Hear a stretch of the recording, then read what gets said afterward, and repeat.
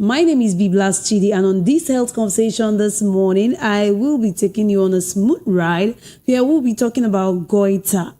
Hearing that word goiter sends a kind of feeling to some people's body.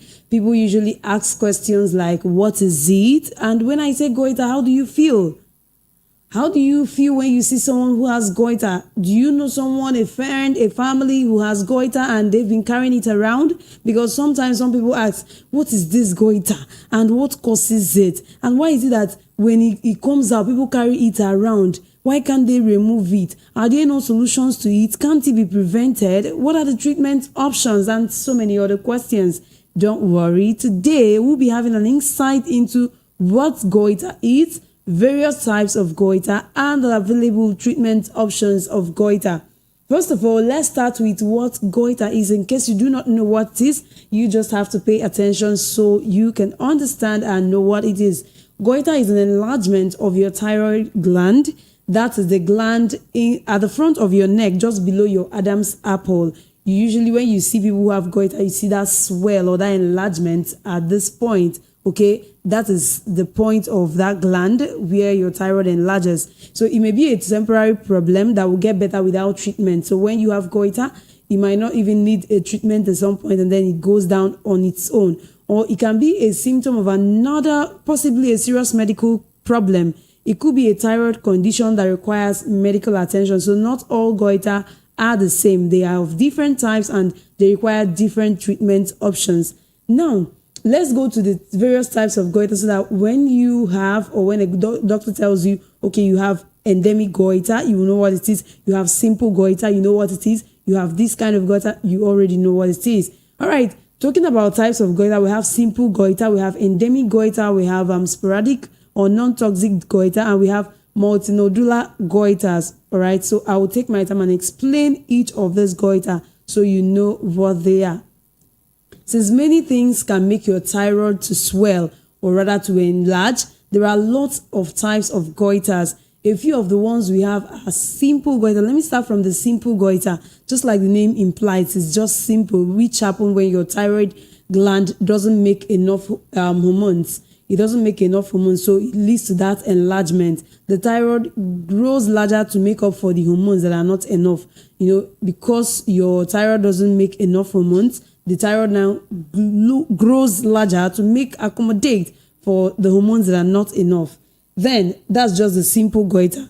But the endemic goiter, sometimes people call it colloid goiters. They are caused by a lack of iodine in your diet. Some people are aware of this and they know it. That's why when they go for their grocery shopping, they go to the market to buy things they need for food. When they get to the point of buying salt, they will tell you, I want iodized salt. That's this table salt that has iodine inside. I want iodized salt because they already know that iodine is very important, because lack of iodine will make your thyroid to enlarge. So your thyroid uses iodine to make its hormones. And in that simple goiter, I told you that it is your inability of your thyroid gland to make enough hormones. So it requires iodine to make hormones. So when you do not have iodine, then your thyroid enlarges. So your thyroid uses iodine to make its hormones. So few people get this kind of goiter in certain countries, like in Nigeria, where iodine is added to table salt. That's why when we want to buy our salt, we go through the salt content, what is written on it. Does it have iodine? Is it an iodized salt? And if it is iodized, then we'll buy. So also in the United States, I think they also add iodine to their salt to make up for iodine, so that the thyroid gland will see iodine to make its hormones.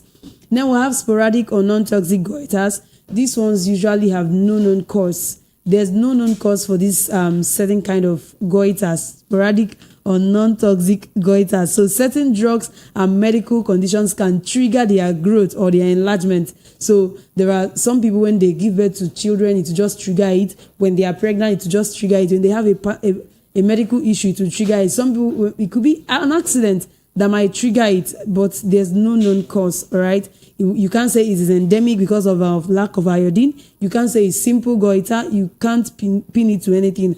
But maybe as a result of maybe medical conditions, or these conditions I've given you, or taking of certain drugs, can actually lead to the growth of or the enlargement of your thyroid. Then we have multinodular goiters. This happen when lumps called nodules grow in your thyroid. A goiter is described as toxic when it is linked to hyperthyroidism. This means that your thyroid makes too much thyroid hormone, and a non-toxic goiter doesn't cause either hyperthyroidism or hypothyroidism. That's not enough thyroid hormone, because it is your thyroid that also makes hormone, and it needs iodine to make these hormones. Now, when you have goiter, there are certain symptoms that goiter presents, various symptoms, and it differs from person to person. So if I have goiter, what my certain symptoms I might present might be different from you or some other person who has goiter. So the symptoms differs according to persons. Now, some of the basic symptoms that you can actually feel or see when you have goiter is that swelling at the front base of your neck, the swelling at the front base here, just a little above your Adam's apple. It ranges from a small lump or multiple nodules to a general enlargement that is very obvious. Okay, so when you see people that have that general enlargement or just an enlargement here, just know that they have thyroid issue, and that is goiter. You may also have a hoarse voice. Your voice would be different. Your voice will change. You also have tightness in your throat. Your throat seems like it is tightening. Then you have dizziness. When you raise your arms up, you feel dizzy. You have swollen neck veins. And some people also cough a lot when they have goiter. Some people have difficulty breathing or difficulty swallowing. So if you have difficulty breathing or swallowing, and then you have some of these symptoms that I mentioned, then there's need for you to check up yourself. If you have a toxic goiter with hyperthyroidism, you might have sweating, start sweating a lot, especially when you're not a sweaty kind of person, and then you start sweating a lot. You have diarrhea, you nauseate, you have a very fast heartbeat or fast pulse. That fast heartbeat is whenever we run or we climb the stairs, we jog, or we do something like a physical activity that is not normal, not the usual kind of physical activity. We see our heartbeat increasing in its beat, or our pulse increasing. But ordinarily, when you do not do these things and then you get that fast heartbeat or fast pulse, know that there's something wrong. You might need to check up yourself and see your doctor. Then some people have hand tremors, their hands shaking. If you've seen someone that has Parkinson's disease, the way their hand shakes. So some people, their hand shakes like that. Then some people, despite they have a increased appetite, they will still be losing weight. Weight loss is another symptom. You eat everything you want to eat, but then you see yourself losing weight. Not that like you're in a kind of diet to lose weight, or you're exercising yourself, or you're doing an intermittent fast or whatever, but you're just losing weight even though you eat well. That's another symptom it presents. Some people will have a high blood pressure and increased blood pressure. So I always advise people to check their blood pressure. Even when you don't have goiter, ordinarily you need to check your blood pressure to know if everything is normal. And yesterday, someone just told me that he lost a friend. Okay, this friend has had a stroke because of high blood pressure. Her pressure went so up without her checking it, and she had I think it was partial stroke then. But this second one, it went up after she felt better, and she didn't keep up with checking up her blood pressure. But then the thing went up again, very high, that she didn't take note, and then she died. That's why it is called a silent killer. Sometimes it doesn't give you any sign to just go up like that. But before it goes up to that extent of killing someone, if you're checking regularly, you see that, okay, it's a bit up, it is not normal. It will keep gradually going until it gets to that range that the person will not longer survive it. Okay, so always check your blood pressure, whether you have any problem or not, any medical condition, any illness, any disease. Just keep checking up on your blood pressure, so that when you feel, or when they tell you, the person checking you tells you that, oh, it's not normal, it's up a bit, it's okay, then you know and you do the needful. Another one is nervousness. People who have goiter, they are always nervous. They also have muscle weakness. So if you have these things, you need to check up. If you have hypothyroidism, you could notice dry skin. Your skin becomes dry. Even when you apply oil or cream on your skin, it still looks dry. Some people feel tired. Fatigue is also another symptom of goiter. some people for hypothyroidism, they gain a lot of weight. Remember the other one, they lose weight even when they have an increased appetite. But for this one, they gain weight. Constipation is another one. Inability to for your bowel movement to go the normal one. Before you poo, you know what you do. You start eating all kinds of fruits. You start drinking plenty of water before you poo. Then an irregular period, as if you are a woman, irregular menstrual period. And just know that when it comes to thyroid, it usually affects women above the age of 40. It usually affects women above the age of 40. So another symptom of hypothyroidism is an irregular period. If your period usually is regular, but all of a sudden you start noticing that you're having an irregular period, you also need to check yourself. Then slow physical and mental functions when you have goiter, when you have hypothyroidism, which is an aspect of goiter. You see yourself not being strong as you used to mentally and physically. You're not that strong person people know you to be. There's a slow physical and mental function. Depression will set in. A lower heart rate will also come in. A cold feeling, numbness in your hands and sometimes your feet. You don't get to feel anything anymore. So these are some of the symptoms that when you see it, you need to go to the hospital immediately and check and tell the doctor what you feel. The doctor will examine you and know what is wrong with you. And early detection is key in every disease or in every medical problems. Early detection is key because when you detect early, it is easier to prefer solutions. It is easier to cure than when it has eaten deep into the person's system. Now, let's look at the causes and risk factors of goiter.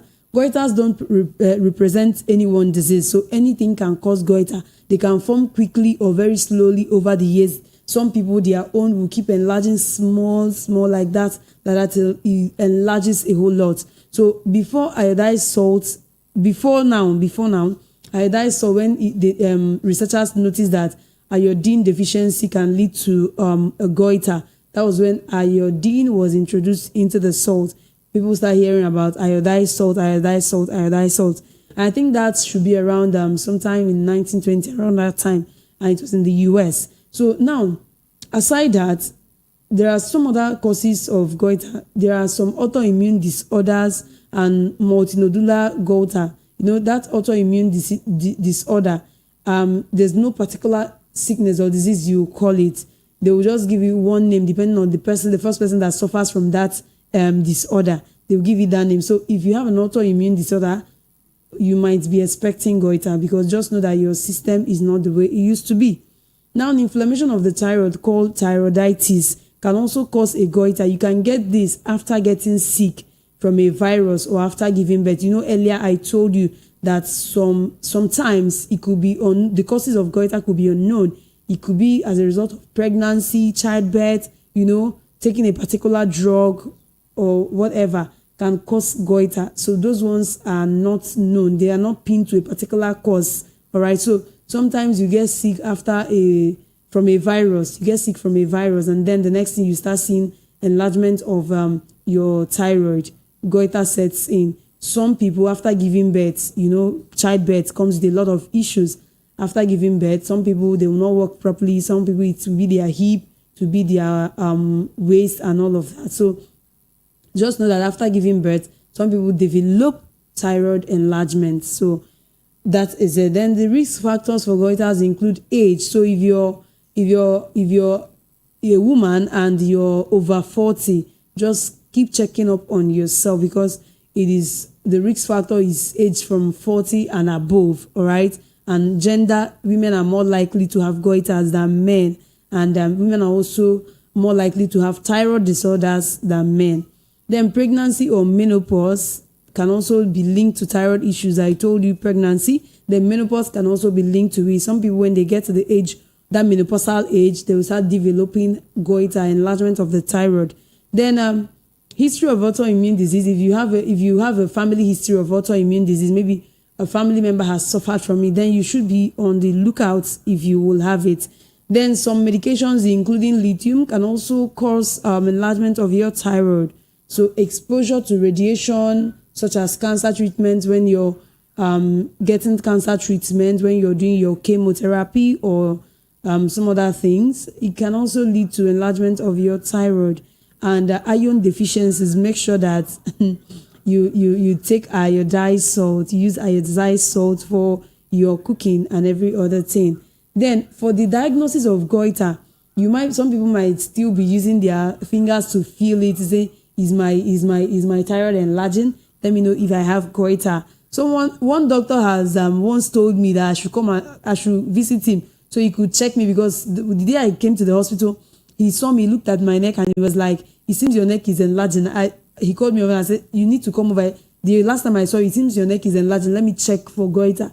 I said, okay. Then I went to see him. When I got there, he just looked at me, touched my neck. He felt this area, felt the Adam apple area, and touched my neck probably, and said, okay, you're fine. I looked at you. Maybe I didn't see you properly, and it seems that your thyroid is enlarging. I said, thank God it's not enlarging. So it's only a doctor that can diagnose you and tell you if your thyroid is enlarging, if you have goiter or not. And they may look at you, cannot just tell them that you have it or not. Sometimes they need to touch your neck, feel it to know if it's enlarging or not.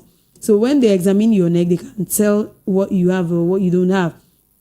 Then if they feel that you have it, or they find out that, okay, it seems your thyroid is enlarging, it seems you have goiter, an ultrasound will see how large your thyroid is, whether you have nodules or not.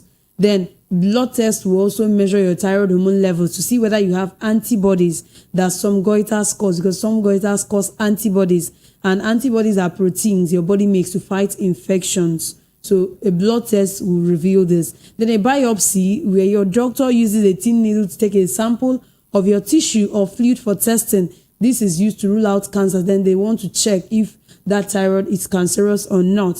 When they do this, they will be able to check if cancer is ruled out or not. Then a thyroid scan, in which your doctor injects a little radioactive material to create an image of your thyroid on a computer screen. This shows your doctor the size of your thyroid and how well your thyroid is working. Then a CT scan or MRI, if your goiter is large or has spread to your chest, a CT scan will reveal that, or MRI will also reveal that. But if you have any of these things, not to worry if you have goiter, because some goiters may not need treatment, okay? Especially if it is small and thyroid hormone levels are normal. So doctors will check, are your thyroid hormone levels normal? If it's normal, they will say, don't worry, nothing to worry about. It will just go down on its own. But if your thyroid hormone levels are too high or too low, then you will need a medical treatment. Treatment involves getting the thyroid hormone levels back to normal, depending on the causes or the cause of your goiter and how serious your goiter is. Your doctor will examine that and know all of this. If it is very serious, they know what to do. If it is not so serious, they will still tell you what to do.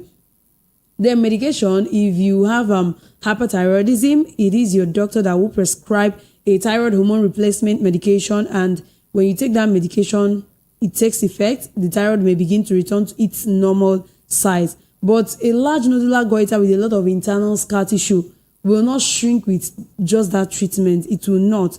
And for goiters caused by inflammation, you might start taking some other medications. Doctors will recommend that. I will not do that.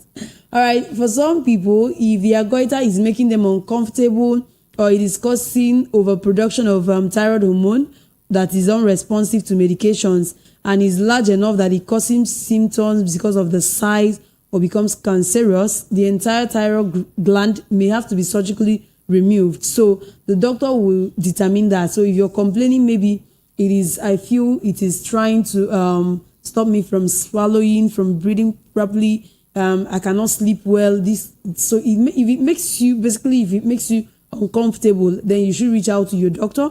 Your doctor might recommend surgery as a means of taking it out. Okay. Now, and after taking it out, you might be taking thyroid hormone medicine for the rest of your life. That is just it. Then some is radioactive iodine. You can take this in a pill form or to treat an overreactive thyroid. So if your thyroid is overactive, you might need to take the radioactive iodine in form of a pill.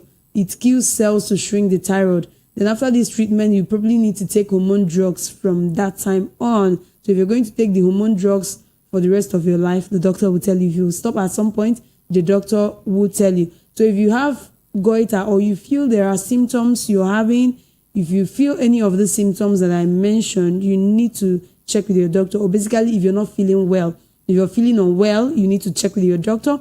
The doctor will examine you and then tell you what's wrong with you and commence medication ASAP. Or if there's not need for any medication, the doctor will tell you, go home and rest, you need rest, or go home and take your vitamins. Because at times we are afraid of going to the hospital to check ourselves. But I tell you, sometimes when you go to the hospital, you might see that you have no problem. The doctor just wants to be sure that you're fine. And you too, you want to be sure. Like the doctor called me and said, you should come and let me examine your neck. I feel your thyroid is enlarging. Assuming I didn't go, and probably maybe I have it, then it will start developing until it gets to a point where it might require surgery. But because I immediately answered his call, I went and he examined me and said, okay, you're fine.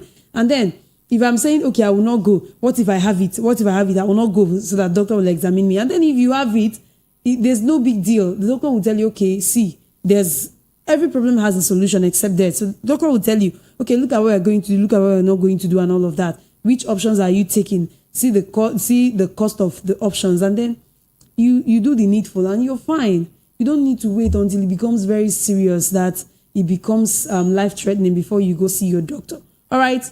On that note today, I hope you got value. My name is Blast Chidi. Until I see you same time next week as I bring another interesting topic your way. This is Health Talk with BB on Voice of the People 90.3 FM. Have a good Saturday.